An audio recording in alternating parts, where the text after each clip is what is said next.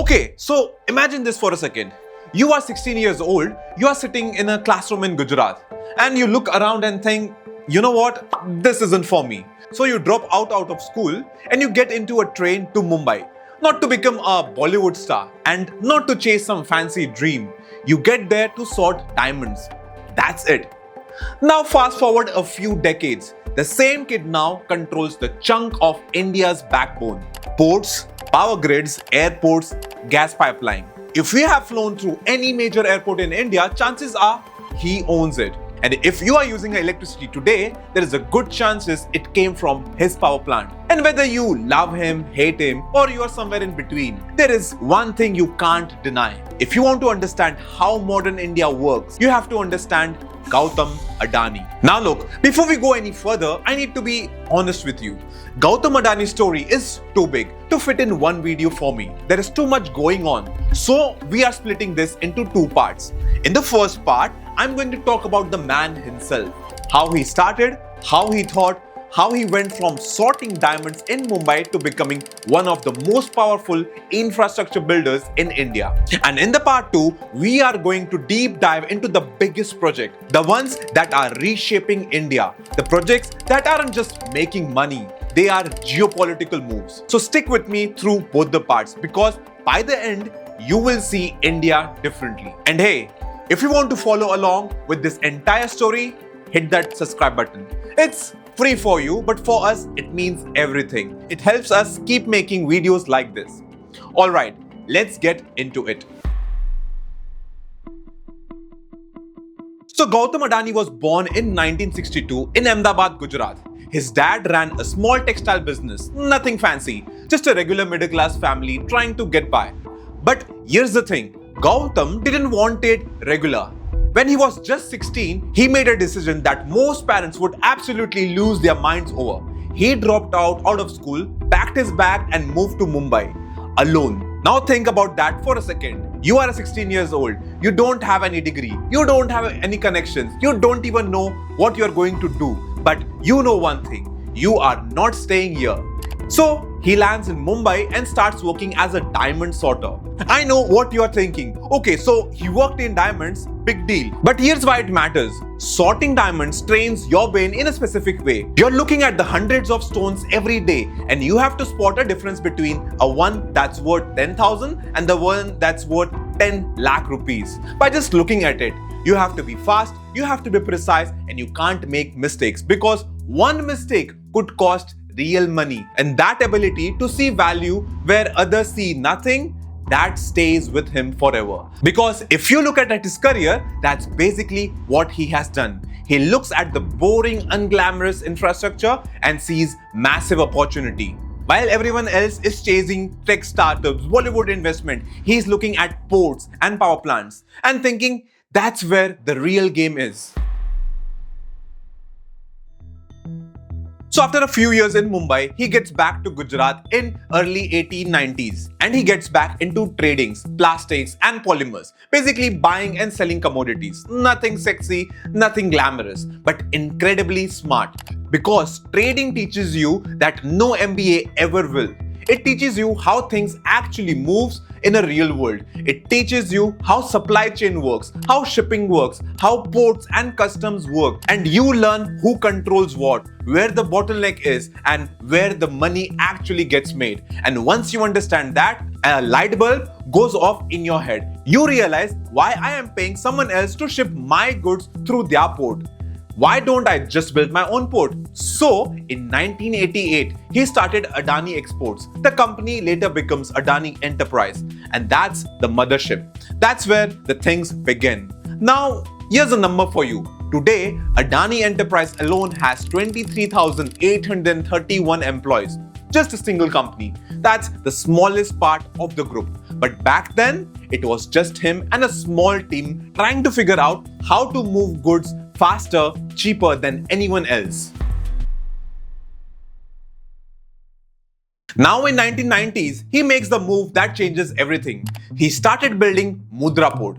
And this is where you see his brain working. Most people think the port is a place where the ships comes and go, but Adani sees it differently. He sees a port as a platform. Let me explain to you. When you build a port, a ship starts coming, right? But those ships are carrying goods, and those goods need to be stored somewhere, right? So you need a warehouse. Now you have got a warehouse full of goods, and those goods needs to be moved inland. So you need a logistics companies like trucks and railways.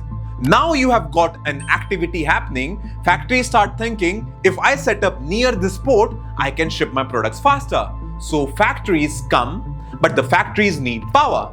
Massive amount of power. So now you need a power plants, and power plants need fuel. So now you are into energy, and energy needs to be transmitted. So now you are building transmission lines. Are you seeing what's happening? One business creates the need of the next business. And if you own all of them, you control the entire stack. That's exactly what he did. Today, Mundra is India's largest commercial port. It handles over 144 tons of cargo in a single year. That's more than the entire country of Vietnam from this one single port. Okay, so let's zoom out for a second and look at what he's actually built. Most founders build one thing, one app, one product, or a one brand. But Adani has built the entire infrastructure ecosystem. Let me give you a numbers. The Adani Group today has 11 listed companies. 11. Each one is massive in its own. Adani Ports, Adani Power, Green Energy, Transmission, Gas, Adani Wilmar, Adani Enterprises, ACC Cement, Ambuja Cements, and many more. In FY 2025, the group's total EBITDA was about 89,806 crores. That's about 11 billions in operating profit in just 1 year. And the total asset base, it's about $71 billion. And here's the key stat. And about 82% of that EBITDA comes from the core infrastructure, not from the financial engineering or from stock market tricks, from actual physical infrastructure that's generating cash every single day. Ports are moving cargo, power plant is generating electricity, airports are handling passenger. That's real, that's tangible. Now let's talk about scale. Adani Ports operates 13 ports across India. They handle 25% of the India's total cargo. 1 in every 4 containers moving in and out of India goes through Adani Port.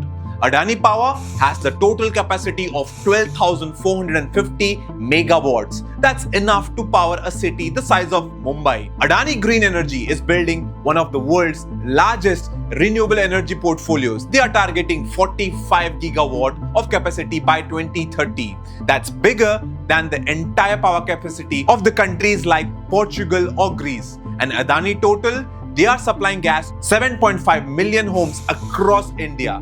They are not small businesses, they are a national scale operation. Now let's talk about people, because when you build a business of this scale, you're not just building assets, you're employing an army. Adani Enterprise alone has 23,830 employees. Adani Ports, 6,500 employees. Adani Power, 2,800 people.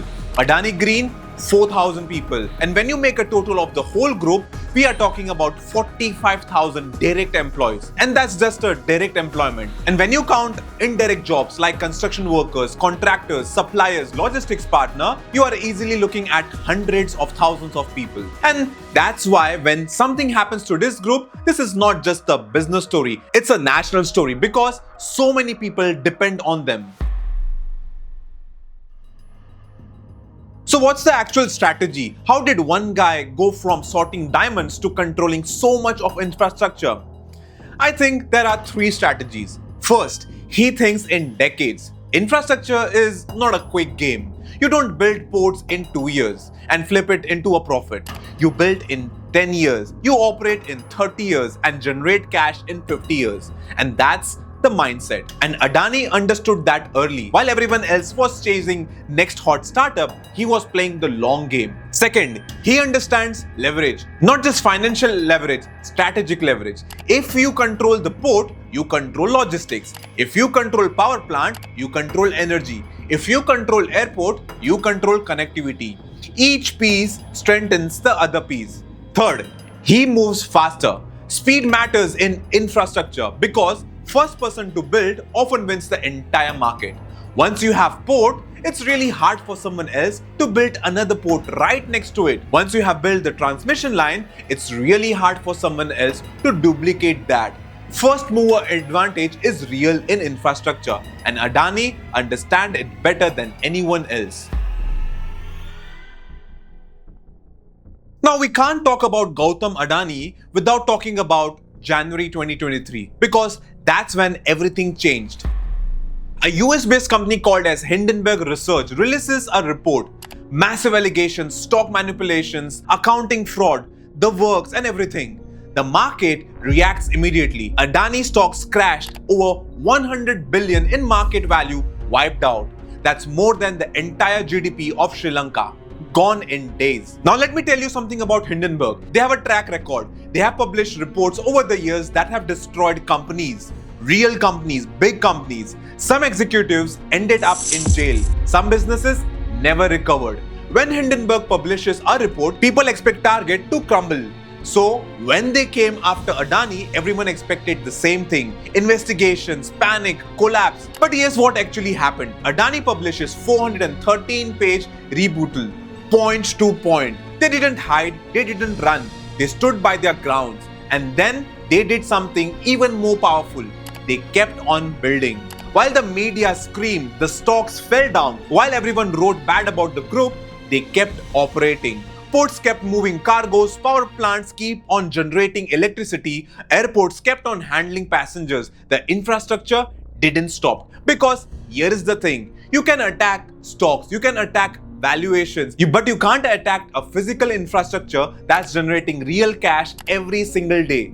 Slowly, the stocks recovered. Investors came back because they realized this wasn't a fraud company. This was a real infrastructure with real assets and real cash flow. And then in December 2025, Adani raised a capital through a right issue. And it was oversubscribed. 2 years after the biggest attack on the Indian business group, investors were lining up to put more money in. Hindenburg tried to break this group. They tried to shake the entire ecosystem, but they couldn't even shift a single pillar. Not a single port was stopped operating. Not a single power plant was shut down. The infrastructure stood strong. For a company this big, reports like Hindenburg can bring them down. They have done it before to others, but Adani came out stronger. And that tells something. When you build real assets, when you build real infrastructure, you can survive storms that can destroy others. So why am I telling you this? Why does Gautam Adani matter to you? Because if you want to understand where India is going to be in the next 20 years, you have to understand infrastructure. India's growth isn't about the apps. It isn't about Swiggy or Zomato or Blinkit. Those are important. But more important things are ports, power plants, roads, airports. It's about the physical system that moves the goods and generates electricity. And Gautam Adani chose to build those exact system. That's why his empire feels like it sits underneath the economy, because in many ways it does. Think about it. If you order something online, it's probably it came through Adani port. If you turn on your AC, there could be a good chances that that electricity came from Adani power plant. And if you fly somewhere, you might be landing at an Adani airport. You don't see his name, but his infrastructure is everywhere. Alright, so this is where the part 1 ends. You now understand how Gautam Adani builds things. But the next big question is, what is he building right now that's going to reshape India's future? Because there are 3 projects happening that most people aren't paying attention to. Vizhinjam Port, Dharavi redevelopment and Navi Mumbai Airport. These aren't just business moves. These are geopolitical statements. And in the part 2, I'm going to break down all the 3. Plus, there is something new. Adani just entered aircraft manufacturing, and that story is wild. So before you go, I want to ask you something. When you hear about Adani, what is the first word that pops into your head? Just one single word. Drop it in the comments. And after we watch the part 2, come back and tell me if that word changed. Because the goal here isn't to make you a fan or a hater. The goal here is to make you understand how the system actually works, how this founder works. If this gave you a new perspective, hit that like button. And if you want a part 2, subscribe to this channel. This is Deepak. I am your Deep Explorer, and I will see you in the next one. Bye bye.